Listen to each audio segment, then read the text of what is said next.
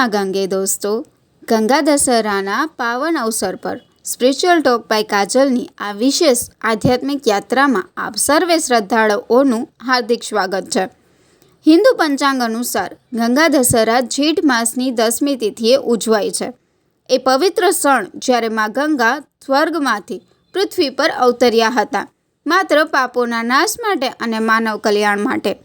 ગંગા દશહરા 2025માં આ તિથિ વિશેષ યોગ સાથે આવી રહી છે.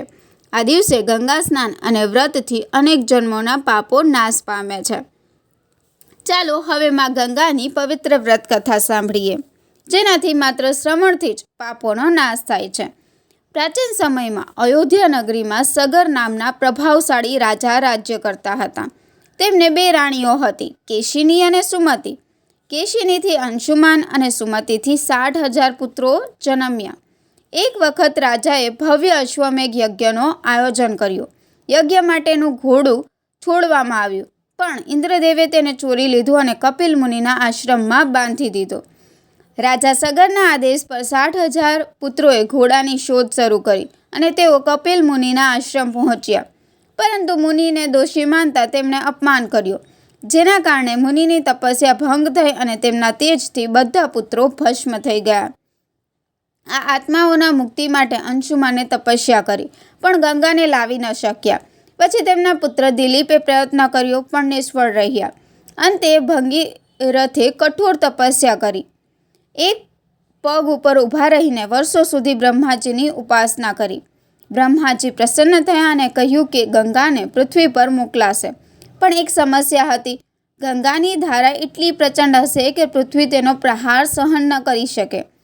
ત્યારે બ્રહ્માજીએ કહ્યું કે ભગવાન શિવ જ એ ધારા રોકી શકે. એટલે ભગીરથે શિવજીની પણ ઘોર તપસ્યા કરી. ભગવાન શંકરે ગંગાને પોતાની જટામાં અટકાવી અને ધીરે ધીરે પૃથ્વી પર છોડ્યા. આ દ્રશ્ય જોઈને દેવતાઓએ સ્તુતિ કરી. જ્યારે ગંગા પૃથ્વી પર આવી ત્યારે તેમના પ્રવાહથી ઋષિ જહ્નના આશ્રમને નુકસાન થયું. ઋષિ ક્રોધિત થયા અને ગંગાને પી ગયા. ભગીરથે ઋષિ જહ્નને વિનંતી કરી અને તેમણે ગંગાને પોતાના શરીરમાંથી ફરી છોડ્યા. ત્યારથી ગંગાને જાહ્નવી તરીકે પણ ઓળખવામાં આવે છે. પછી ગંગાએ કપિલ મુનિના આશ્રમમાં જઈને ભગીરથના પૂર્વજોનું ઉદ્ધાર કર્યું.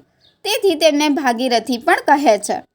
આ દિવસે બ્રહ્મ મુહૂર્તમાં ગંગા સ્નાન કરવું. જો ગંગા નજીક ન હોય તો ઘરમાં ગંગાજળ ભેળવીને સ્નાન કરવું. પછી માં ગંગાની મૂર્તિ કે ફોટા સામે દીવો, ધૂપ, ફૂલ, અક્ષત, સફેદ વસ્ત્ર અને નૈવેદ્ય અર્પણ કરો. ગંગા સ્ત્રોત, ગંગા લહરી અને ગંગા ચાલીસાનું પઠન કરો. દાન જરૂર કરો, જેમ કે પંખો, પાણી, ચોખા, સત્તુ, સફેદ કપડાં. આ ખૂબ પુણ્યદાયક માનવામાં આવે છે. આ દિવસે 10 પાપો કામ, ક્રોધ, લોભ, મોહ, અહંકાર, મદ, ઈર્ષ્યા, મત્સર, દ્વેષ અને અન્યાયનો નાશ થાય છે. ગંગા માત્ર નદી નહીં પણ મોક્ષદાયિની છે. તેમના જળમાં સ્નાનથી આત્મા પવિત્ર બને છે. આ દિવસે કરેલ પૂજા, જપ, તપ, દાન અને ધ્યાન કરોડો ગુણું ફળ આપે છે. ભક્તો, ગંગા દશહરાનું આ પર્વ આપણને શુદ્ધતા, તપસ્યા અને ભક્તિનો સંદેશ આપે છે.